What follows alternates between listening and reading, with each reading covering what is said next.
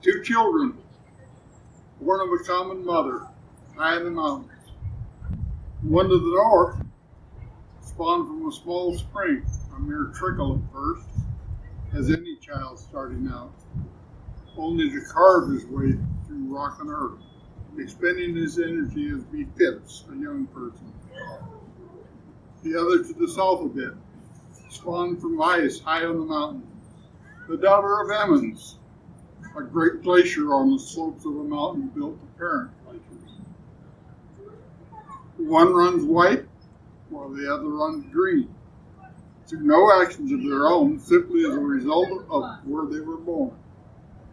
A factor of birth, much as it is with we people. Here we stand.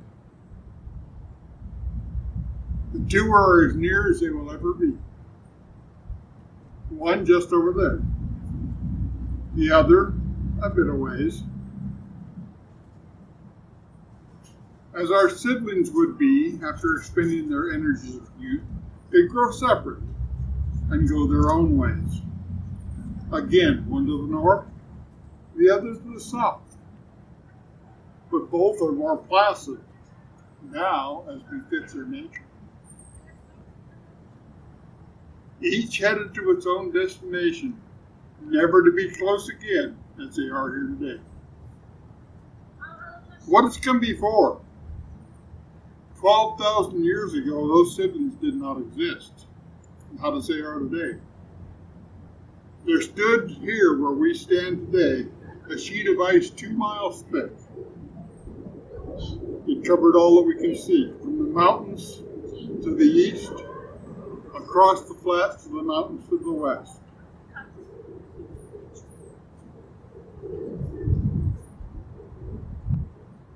Then something happened. The earth began to warm, and that ice began to melt. The great sheets disappeared and began a retreat back to the north that nears its completion today. And those glaciers that had covered the mountains retreated also, eventually leaving our two energetic siblings to find their youthful way to the sea. And all this was done without the benefit of a single SUV or coal-fired power plant. Go figure. As in the manner of youth everywhere, they wander a bit in their journey. For when has ever a child taken the most direct route when there's diversions stand in the way? But eventually, they have found their way there, as we have. But they did one further thing that was perhaps unplanned, but with a great serendipity. They left a great, well-watered, fruitful plain, and that, in turn, drew another to view their work. They had been around for some time, having journeyed from far away to arrive here by way of a path prepared by that same ice. But even they met another who had been here even prior. He was a huge fellow, like us in many ways, but unlike us too. He didn't think like us exactly. Yes, he fed like us. He sought shelter like us. And he had children like us. But he was different in so many ways. He did not acquire things. He was not. He did not claim and defend the territory. He lived where he was. Yes, he lived in family groups, apart from other family groupings. But they knew those were brothers in that next grouping, not some interloper. He made it monogamously, and he made it for life. He did not covet his neighbor's wife, nor did he seek to defile and defame her. While not religious, an invention of man, he was spiritual and understood divinity in a way that few of us can understand today. Let me ask this. If we took those four factors out of our history, how many wars have we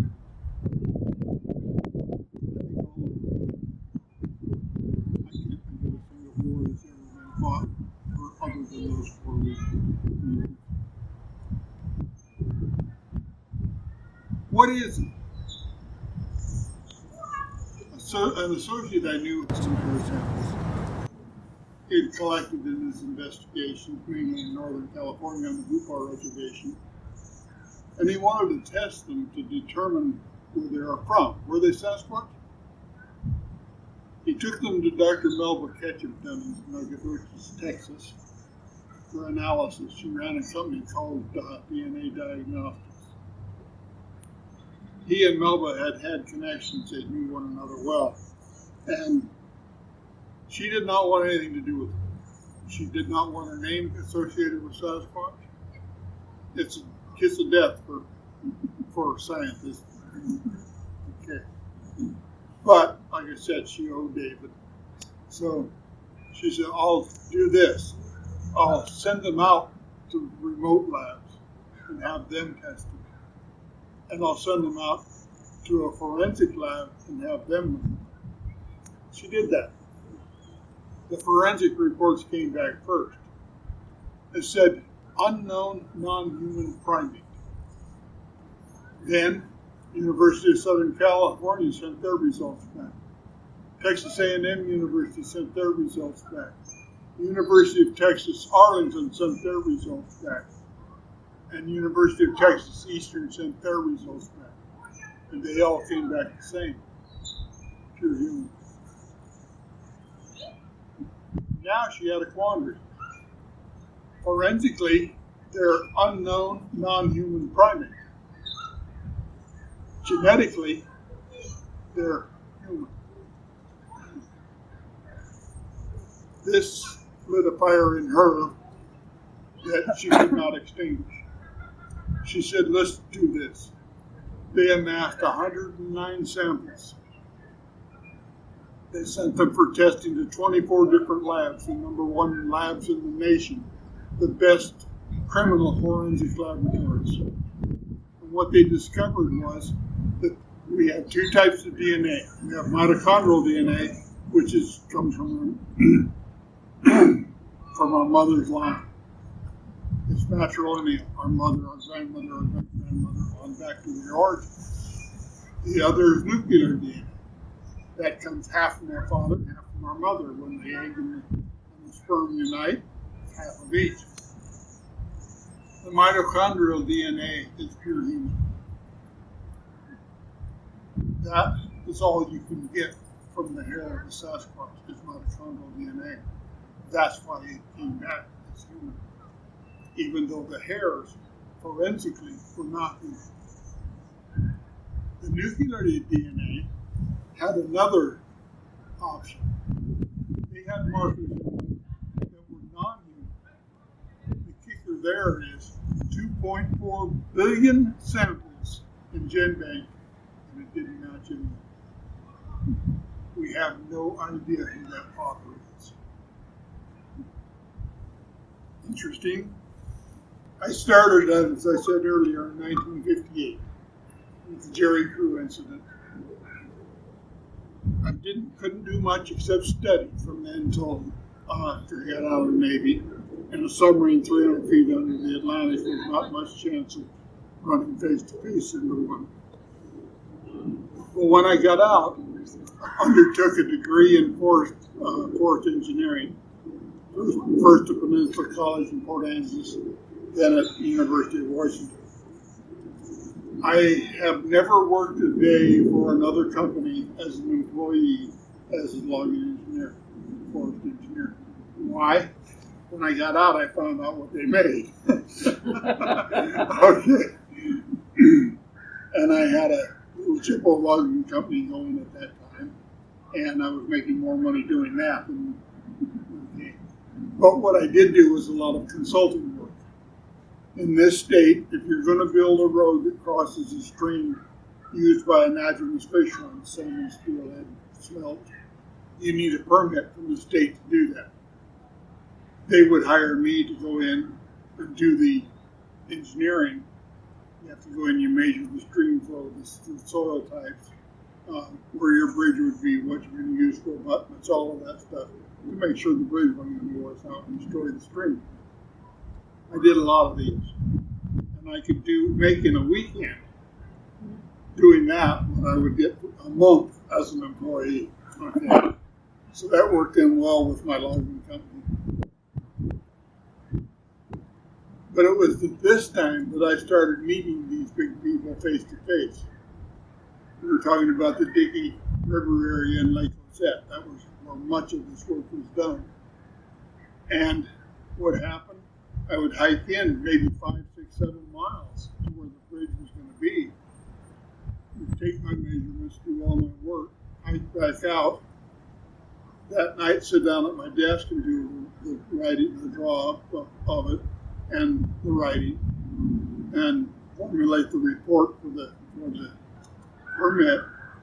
And the last thing you wanted to do was get in the middle of this and find out you'd forgotten a measurement and have to hike back in 5, 6, 7 miles the next day to get one measurement and back out again and ruin your whole weekend.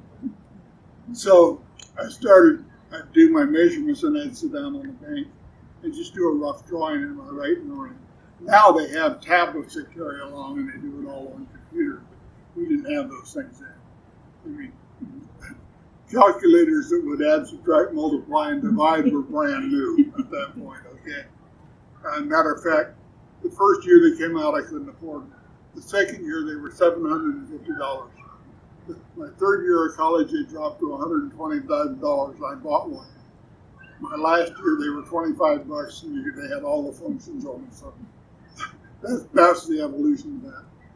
So I would sit there on the bank, and I would draw this out, make sure I had all the measurements I needed, and then hike out. Well, it was during this time, sitting there working quietly, like I say, old growth timber, nobody had been there in 400 years, and I'd hear it. Look around real quick, and here'd be it, somebody peeking around a tree. And this happened time and time and time again. That's where I started meeting these guys. And from there, it just grew. I spent more and more time in the woods and looking more and more. I had things happen like my friend and I, we went grouse hunting in September. Grouse hunting at that time was a euphemism for being in the woods when the elk were going. Okay. Any excuse to be there when the elk were going. And we did. We trailed this herd of elk, caught up with them. I mean, you imagine walking along inside of a herd of elk. You could reach over here and touch a cow, or I could reach over here and touch a cow. Just walking along with them, you take a cow call. They'd look at you and go, beat with the cow call. And go right back to feeding. And we finally left them. And of course, we got separated. We always did. And we knew, both of us knew, just head back to the truck. One or the other, whoever got there first would put the coffee pot on and be waiting for the other one to get there. Well, on my way back, Dickey River country is low. Okay, it's flooded most of the time. And I saw a clearing in the trees ahead, and I thought, well, that might be a little swampy again. And quite often you'll find elk in those areas feeding. So I sneaked up real quietly, and as I got close, I realized it wasn't a swampy area, it was an area of blowdown.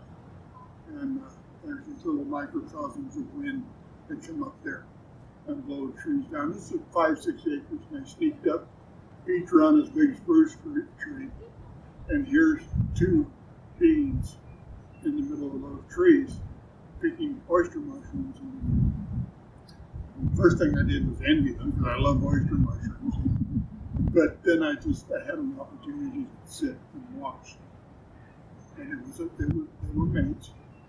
First one would stand up and look all around, make sure there was nothing around. And they had been down a little bit. The other one would stand up and look around. And I sat there 20, 25 minutes until all of a sudden I felt a gust of wind on the back of my neck. And of course, you're busted at that time. And 4 eyes snapped, locked right on me. So I just, rather than scare them, I just stood up and stepped out from the tree. And said, that's just observing you. Thank you for your time. And she bent down and picked up an infant. And he just stepped back and let her move ahead of him. And told him, thank you for showing me your family. And he turned and looked back at me. I swear he nodded his head. I swear he nodded his head. And then they were off. And I've had this type of thing happen now 8 or 9 times where I could actually do the James et al. Plan Foster type of investigation. That's where you learn. That's how you learn how to do it. Watch them fishing, how they do it. I was on a stream, Goodman Creek. It's between the O and the Bonnefield rivers. And watching 2 of them, I thought, and saw a third one, youngster. They'd run the salmon up against the beaver net and then reach in and pick them out. And they'd squeeze them. Some they'd throw back, the others, his thumbnail looked like a knife blade in a good shape. And he'd slip it. And they'd keep, I figured out, the heart and the liver and discard the rest of the entrails. Then they'd fillet and lay them over a limb, the air dry in style. And why were they throwing some back and keeping some? And that was probably 15, 20 minutes watching before I realized the ones they were throwing back, when they squeezed them, nothing came out. So they were discarding the ones that were already spawned out and keeping the fresh ones. That's intelligence. That is intelligence. We can go from there to language. I've got examples of their spoken language. I've done a 5-year study on their written language. We call glyphs structures, but basically that's what it is in the written language. And that's all there. But my time now is yours. What questions do you have? What can I answer for you? Just fascinated. They are fascinating. Just fascinating. Can you give a description of the spoken language? Is it like the samurai language? That's part of it. But it's a very good friend of ours, Ron Moorhead, had occasion back in the early 70s to record a good deal of it. And his partner, Al Berry. He called Al Berry in to debunk what he was hearing. He didn't believe what he was hearing. And of course, Al Berry was a newspaper. He didn't believe it either. But they kept getting more and more and more of them. Finally, they got to the position where they knew what was making the sounds. Then, just a few years ago, another friend, Scott Nelson, retired Navy cryptolinguist. I don't know if you know what a cryptolinguist is or what they do. Basically, they sit on a submarine with a set of headphones on and listen to radio. And their number one job is to determine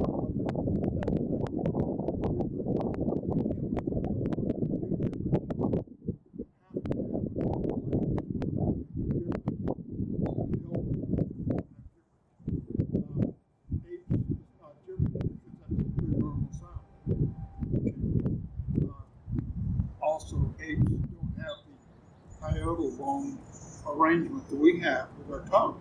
They're incapable of articulating speech. They can make sounds, but not speech. That's the difference between us and them. That's the difference between Sasquatch. But Scott was with his son when his son had to do a report at school. And Scott said, well, he wanted to do it on some paranormal facet, some unknown. So it was listed on the internet and see what we can find. Well, they found Ron's audio. And he's listening, he says, Stephen, he says, that's language. He says, there's language in that. And then he's taken over the work on that.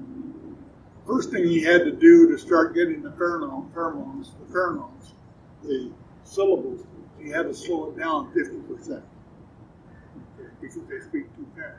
Then when you put it on spectral analysis, our voice goes from 20 cycles to 20,000 cycles in a perfect world.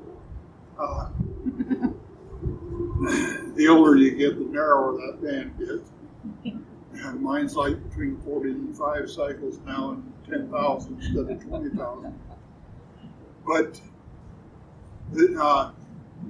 theirs goes from like 10 to over 50,000. So we don't even hear most of the utterances. So, yeah, they have both oral language and they have written. You talked about them being spiritual. When one passes, do they have a ceremony of? They most certainly do, and I had the privilege of attending one on Prince of Wales Island in Alaska in 2004. If you can imagine sitting with 10 mature Sasquatch while they did their. I still can't tell that whole story. They won't let me tell that whole story, but that's what happened. I was also privileged one time to observe be present at the birth of twins.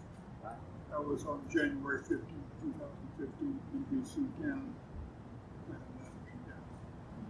That was 18 males that I was sitting with. That was fantastic. They've adopted you. Huh? They've adopted you. Yeah, I'm their scribe. That's what I've been told. In my little room in the care facility where I live, one Friday night I went to bed, my walker sitting beside my bed. I kept my hairbrush in the basket that goes under the seat. And Saturday morning I got up, opened the seat to get my hairbrush, and there's an eagle feather. There is one nesting pair of golden eagles in town, and I have one of those. So tell them what happened at the summit. Tell them what happened at the summit. Oh my. I was a kickoff speaker for the Sasquatch Summit 2 years ago, a year and a half ago. And Barb I have a book like this that has time takes in it. And since I can get tired and not know when to stop, I have her, she puts pages for me, 30 minutes, 15 minutes, 10 minutes, 5 minutes. I'm right on time. I mean, I'm picking it down. We get down to 1 minute. I'm just ready to say, this is all, any questions, I'll talk to you over at the table. And the voice comes in my ear, keep talking, don't stop. So, what do you do? You keep talking. And so that's what I did. And all of a sudden, the world came to an end sound-wise. Barb could probably describe it better than I can. But every speaker in the entire Quinault Nation facility there went, ooh! I'm standing there on stage with my microphone. It went on for a full 5 minutes. Wow. Feedback that was deafening. And come to find out, a switch inside of a locked box, inside of a locked room, that was supposed to have been here, was here. How that happened? I never told people. Yeah. That's what happened. And there again, I these things have happened, and I don't tell them to very many people because there's a group on Facebook called the Coalition for Reason and Thinking and Do It My Way or Else. I think that's what it's called, something like that. And I'm the Pope of Woo. Okay. My mentor Arla is the High Priestess, and we were talking about that one day. And Arla says, "Haven't you ever noticed?" She says, "Every time they attack us, our book sales go up." So now I've got them in a total quandary. They want to attack, but they know that if they do it makes my book sales go up. No such thing as bad publicity. No. I don't care what you say about me, just spell my name right.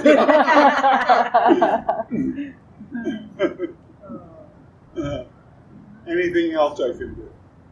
It's been an honor. I appreciate both The honor so is mine. much. It's also a passion of mine. I just glad that I can connect with people that understand where you're coming from spiritually. That is a major thing, isn't it? Being Yeah. able to connect with people who understand. And it just makes all the difference in the world. You're not alone. It's real. These things happen. Yeah, and even the whistling. Like, I can't tell you how many times I've gone on the reservation and walked down the river to go fishing, and I thought I was playing with animals, birds, and I'd whistle and I'd whistle back. I'd whistle and I'd whistle back. It wasn't until I started hearing the stories that I've been playing with Sasquatch. That whistle I described, I spent years not knowing what it was. I just thought it was a bird I hadn't identified. In 2010, I was at the Oregon Sasquatch Symposium, the first conference I'd ever gone to. I didn't know those things existed even prior to that. And here I had 50 years of, facts with no way to correlate them until I found it.